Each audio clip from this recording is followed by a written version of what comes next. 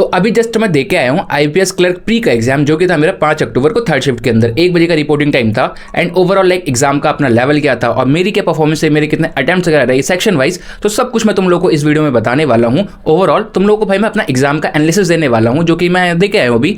तो वीडियो का एंड तक जरूर देख लेना, कॉज आज की वीडियो काफी हेल्पफुल होने वाली है। और सिर्फ अपना एनालिसिस नहीं, इसके साथ साथ मैं तुमको ये भी बताने वाला हूँ कि भाई तुम्हारे कितने अटेम्प्ट्स अगर हैं तो तुमको मेंस लाइक अपना प्रिपेयर करना स्टार्ट करना चाहिए।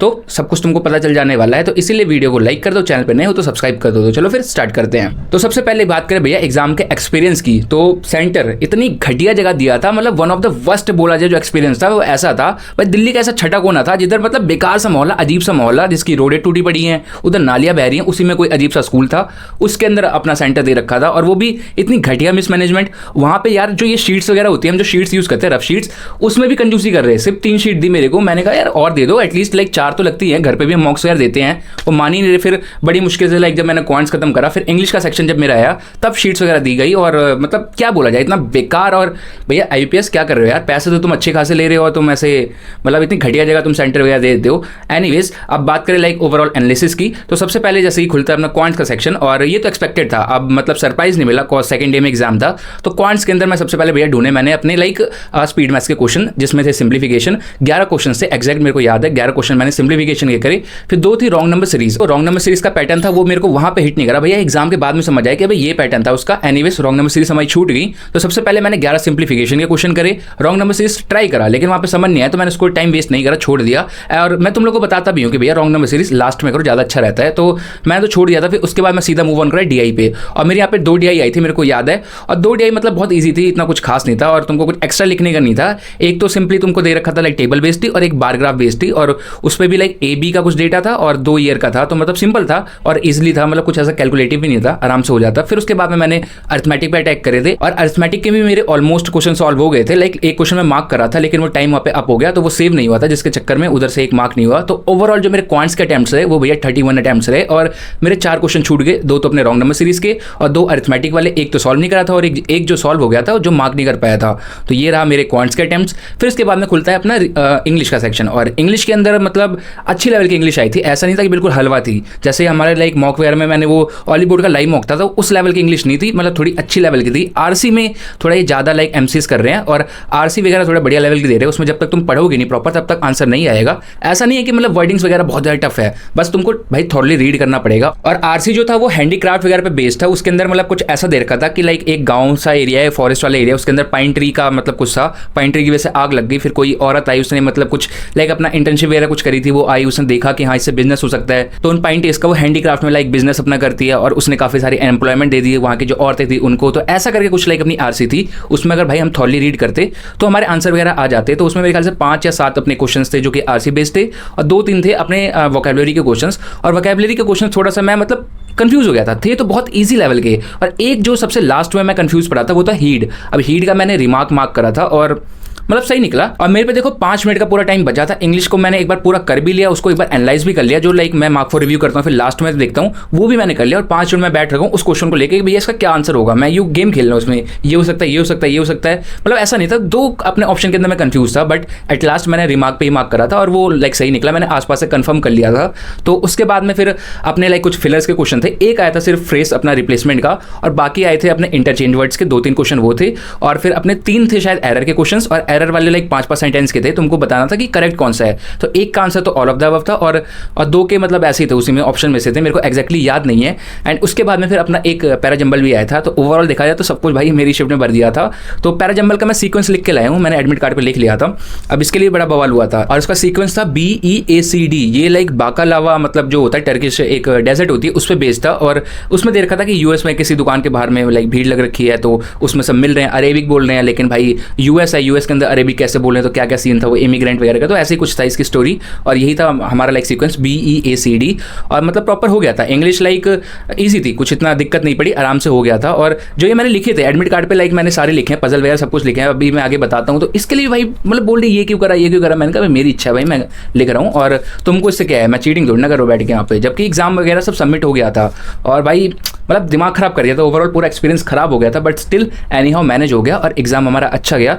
तो मेरे क्वांट्स क्वांट्स के अंदर 31 अटैम्प्ट हुए थे, इंग्लिश में पूरे 30 के 30 हो गए। और जहाँ तक है कि क्वेश्चन गलत नहीं है कोई, ऑलमोस्ट मतलब सही ही है सारे, मतलब बस देखा जाएगा। देन इसके बाद में अपना खुलता है लास्ट में रीजनिंग का सेक्शन, और रीजनिंग का सेक्शन मतलब बढ़िया था। एक मेरे को पजल ऐसा लगा था जो कि थोड़ा कंफ्यूजिंग सा लगा था, बट ओवरऑल लाइक ईजी था, इतना कुछ मुश्किल नहीं था।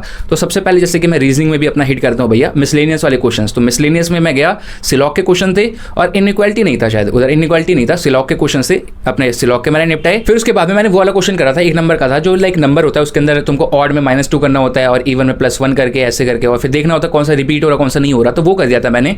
फिर उसके बाद में मैंने उठाई थी एक स्क्वायर बेस्ड पजल, और उसके अंदर भैया 2-3 पॉसिबिलिटी बन रही थी, तो मैंने उठाया। उसमें मैं कंफ्यूज होने लगे, मैंने कहा फटाफट से छोड़ो उसको वरना फिर खराब हो जाएगा। फिर मैं आगे गया और उधर था एक मैंने स्ट्रेट लाइन का अपना क्वेश्चन उठाया था, वो रो पे बैठ रखे थे, 8 लोग थे और नॉर्थ फेस कर रहे थे।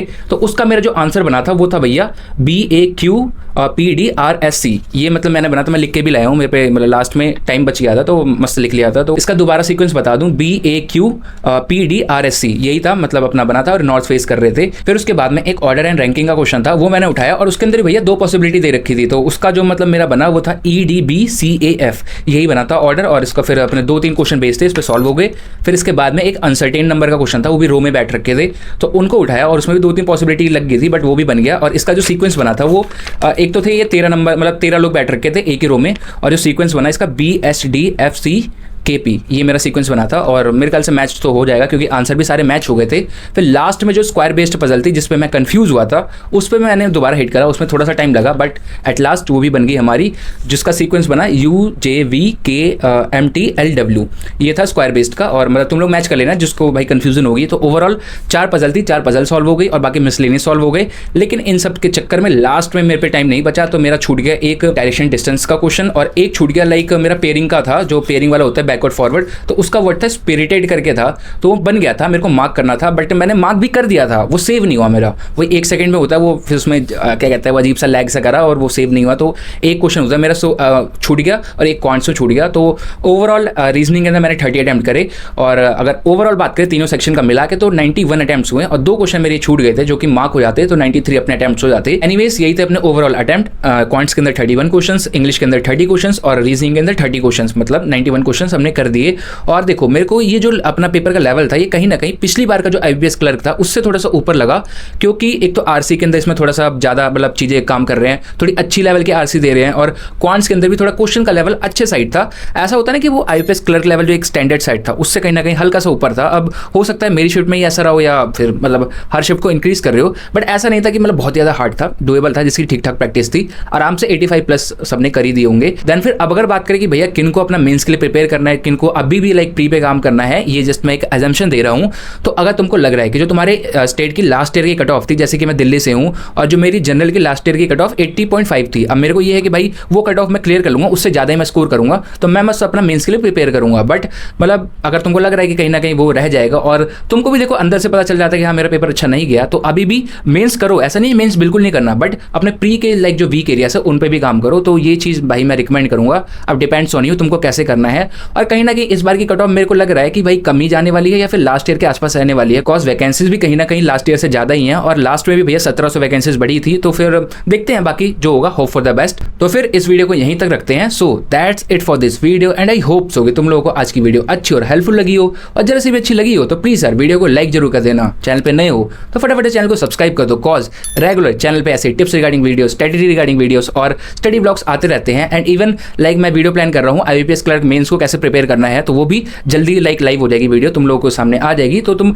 उससे अपना लाइक मेंस वगैरह कैसे प्रिपेयर करना होगा वो तुमको समझ में आ जाएगा। तो तब तक के लिए स्टे ट्यून्ड। एंड बाकी चाहो तो मेरा टेलीग्राम चैनल भी ज्वाइन कर सकते हो, लिंक डिस्क्रिप्शन में देखने को मिल जाएगी, otherwise simply Ankur here 01 type करोगे तब भी देखने को मिल जाएगा, उसको भी जाकर ज्वाइन कर लो। वहाँ पे भैया जो मैं PDFs यूज़ करने वाला हूँ मेंस के लिए वो भी मैं तुम लोगों को वहाँ पे प्रोवाइड कर दूंगा, और डेली बेसिस पे भी वहाँ पे प्रैक्टिस PDFs देखने को मिलती रहती हैं। तो फटाफट जाओ उसको भी ज्वाइन कर लो, वो भी काफ़ी काम की जगह है। तो चलो फिर अब मिलते हैं नेक्स्ट वीडियो में, टिल देन बाय बाय।